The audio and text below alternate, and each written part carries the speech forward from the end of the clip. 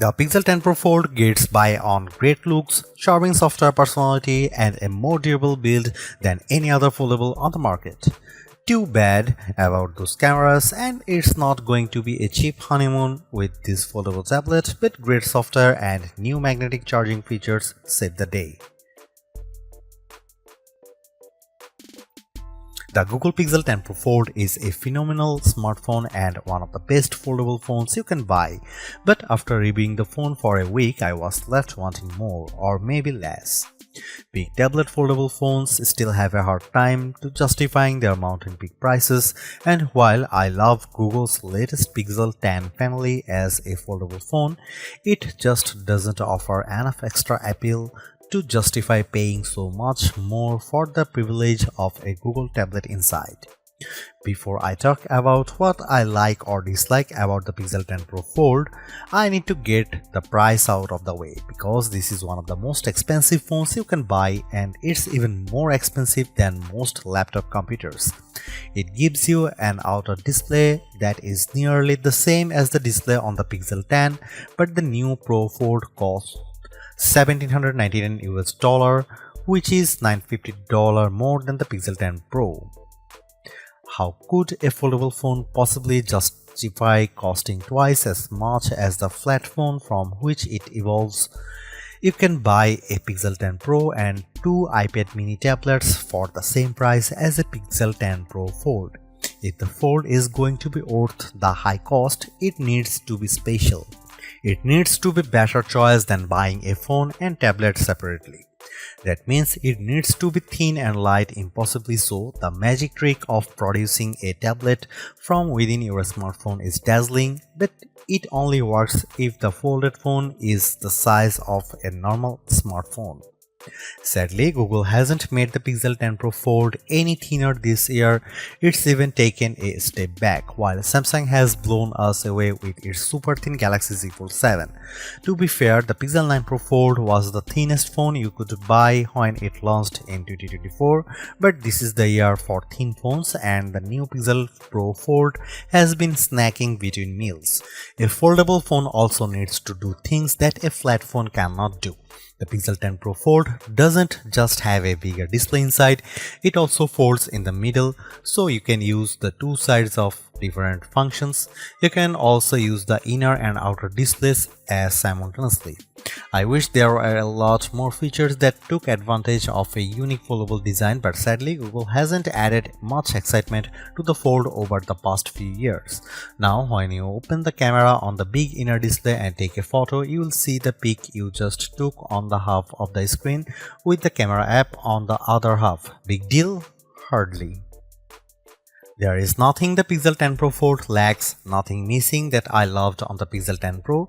The flat Pixel Pro phone is one of the best you can buy, but without adding standout features that take advantage and justify the cost of the folding display, the Pixel 10 Pro Fold is much harder to recommend than its flat siblings.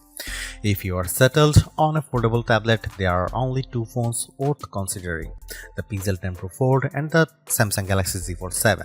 I have both of these phones, and the differences are more interesting than I imagined. The Galaxy Z Fold 7 is technically superior in many ways. It's faster and has much better cameras than the Pixel 10 Pro Fold, but Google has some distinct advantages that are firsts for a foldable of this size. Foremost is the IP68 rating, which means the phone won't be destroyed by dust and sand. I don't know how Google did it, but the new hinge is more tightly sealed than ever before, and that means you can take the Pixel 10 Pro Fold to more places than the Samsung Galaxy Z Fold 7. Google also includes its new PixelSnap magnetic charging on the Pixel 10 Pro Fold, which opens a world of accessories including charging stands, wallet cases, and magnetic tripods. That also means my Pro Fold fit neatly into my world of iPhone MagSafe charging and accessories. The Galaxy can't do that. Finally, my disappointment over the lack of big screen features aside, the Pixel 10 Pro Fold is much more attractive and comfortable to hold than other big foldable phones like the Galaxy Z Fold 7. It keeps most of the Pixel 10 family design a winning look that Google refined this year and offers more durability and better battery life instead of shaving off another millimeter. I would recommend the Pixel 10 Pro Fold over other foldable tablets like the Z Fold 7 because I like those priorities, durability and battery life, and because Google's version of Android remains the most polished and friendly on any phone, foldable or flat. Still, despite its advancements, the Pixel 10 Pro Fold struggles to justify the premium price for its unique form factor, making the more affordable and traditional Pixel 10 Pro a better choice for anyone who doesn't have money to burn. The Pixel 10 Pro Fold is the most expensive phone you can buy from Google. It keeps the same price as last year's 9 Pro Fold, while Samsung raised the price on the Galaxy Z Fold 7, making the latter the most expensive smartphone you can buy. This is the third Pixel Fold, but that sticker price is no less shocking. You can get a Pixel 10 Pro Fold and iPad mini with a cellular connection for the same cost and still have hundreds left in your bank account. It is really so convenient to have both devices in one. Yes, but not twice the price convenient, that's certainly not more than that. Of course, most people won't pay full price, and I'm seeing carrier deals that will drop the Pixel 10 Pro Fold to around $25 per month in the US if you sign a 3-year contract. Google is promising 7 years of Android OS updates and security patches, but I'm sure this phone will feel aged in 3 years considering the super thin new phones just hitting the market. We can't expect phone makers to come up with new designs every year, so I don't fault Google for making the Pixel 10 Pro Fold a more refined, more durable version of the Pixel 9 Pro Fold. Unfortunately, in the interim, the Galaxy Z Fold 7 arrived and redefined what I expect from a foldable tablet. A foldable tablet is the thinnest phone you can buy, at least when it's unfolded, but which foldable tablet is actually the thinnest?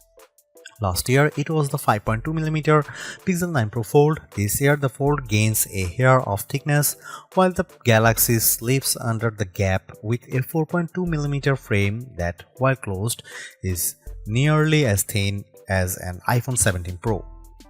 TikTok. Maybe next year Google will win, maybe it will be Samsung, maybe Apple will have a foldable phone that's thinner than the iPhone Air. Don't let these complaints distract you. The Pixel 10 Pro Fold is already thinner than the iPhone Air when it's open, even though it's thicker and heavier than the Galaxy Z Fold 7 by a noticeable degree. The Pixel 10 Pro Fold is the nicer looking phone. It has gently curved corners, pleasantly rounded edges, and a beautifully machined camera block atop the gorgeous jade green or alluring moonstone blue-gray. The Galaxy feels sharp and edgy by comparison. Both of the displays on the Pixel 10 Pro Fold are excellent. They are bright and colorful even on a sunny day. I loved using the inner display to take photos with the camera. I am definitely the dork who wished my old iPad had much better cameras. The camera also has more dual screen features than any other app, so it was most fun app to use during my review. The outer display is pretty much the same screen as the Pixel 10 Pro.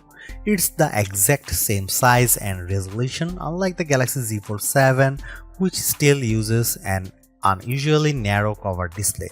I was always happy to use the front screen on the Pixel. It felt natural. On the Galaxy, the front display is just an appetizer for the big main course inside. The inner screen on the Pixel 10 Pro Fold is enormous. I love using it for reading, and web pages get blown up so much bigger than on a normal flat phone that it's an entirely better experience. Then I open the crossword or doom scroll my socials writ large, and this foldable tablet wins me over. I love Google's Pixel software, from the way it handles notifications to the way it answers my phone calls for me. The latest Android 16 version of the Pixel interface is gorgeous yet refined, with bubbly clock and other widgets that change color to match your wallpaper, then get subtly darker as the sun goes down. I'm just scratching the surface. I really like what Google is doing with Pixel. What Google is doing with the Pixel 10 Pro Fold specifically. Not so much, like there isn't much that takes advantage of the big screen inside, not even one big widget that would span the whole display. Take my calendar. I can place a widget showing an entire month, but it will only fill half the big screen. I can't stretch it further. This is convenient when I close my phone and I only have half the area to work with, but I want a full screen widget or two. I'd also like to place a widget across the crease, but widgets lie on the other side of the other, never on the gap. I want a lot more features to make the Pixel 10 Pro Fold feel truly special, more than the sum of its parts. Otherwise, I'd recommend buying a Pixel 10 Pro and an iPad mini. You'd save money and you won't feel let down by either. Maybe I should count my blessings. The Pixel 10 Pro Fold is very buggy right now. I'm hoping future software updates fix these glitches, but I had trouble during my review time. The app taskbar at the bottom of the big display would occasionally persist and block my view of important app features. Google-owned Waze would sometimes stop showing me buttons or information, but only when I used it on the Pixel 10 Pro Fold. A few times my timer would go off, but when I asked Google to stop it, it would say on top of the alarm sound that I had no timers ringing or music playing. These are the minor inconveniences that are usually resolved in an update or two, but the first Pixel Fold had similar software glitch problems. You hate to see it. In the past, I might have been more forgiving of subpar image quality from a foldable phone, but Samsung had to destroy expectations by slapping its full-grown 200 megapixel sensor on the Galaxy Z Fold 7. So now I want my $1,800 phones to have a good camera. Is that so wrong? The Pixel 10 Pro Fold camera is fine, but it isn't very good. Google is using the same sensors as last year, and that's not necessarily a bad thing. Apple famously uses the same Sony sensors for years on its iPhone models, and with experience, its camera developers continually refine the images you get from those cameras. That's not the case with the Pixel 10 Pro Fold. What I like about the Pixel 10 Pro Fold, like the Pixel 9a, is that Google seems to be carefully tuning its cameras so they produce images that all look alike. A photo taken with the Pixel 10 Pro XL will have the same color balance and lighting as a photo taken with the Pro Fold. Zoom in close and you will see the problems. Google is applying a heavy dose of AI enhancements to its photos, so much so that I wonder if every photo from the camera shouldn't come with made with AI content credentials. When you zoom in on photo, especially photos taken at night, it looks smoothed out and painted over. On the phone screen, images look clearer when taken with the Pixel Fold versus other foldable phones like the Galaxy Z Fold 7. When you zoom in, however, that clarity starts to look artificial. If you don't need the absolute best photos from your smartphone camera, the Pixel 10 Pro Fold has a fascinating new pixel feature that could make you a better all-around photographer. When you have your shot lined up, instead of pressing the shutter, press the camera coach button and Google will use its AI to analyze your photo and offer advice. I don't mean simple advice either, like use portrait mode. Rather, camera coach is an AI instructor. First, it gives you 3 or 4 suggested themes for your phones. Then, it takes you step by step through the shot. It highlights the right camera mode to select and it tells you where to move for the best angle. In the end, it really did help me take better photos. if I was willing to take the time to walk through the steps. Camera Coach is one of Google's newest and most advanced AI features. Sometimes it simply would not load, complaining of bad network problems, even though I had a few bars. Other times I just got a generic error. When it did work, Camera Coach was impressively astute and it produced interesting results. So I'm willing to be patient and hope this feature improves over the next few updates.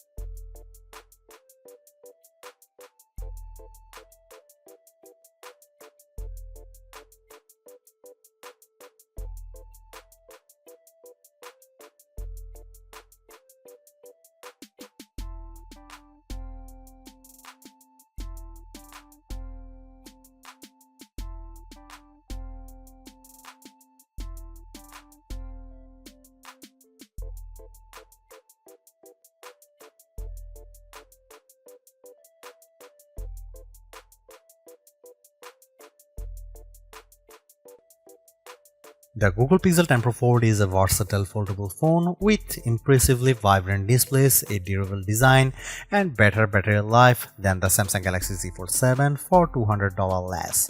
Plus, I actually preferred the camera quality in many of my test shots. It's just too bad that Google's Foldable comes in a relatively thick and heavy device.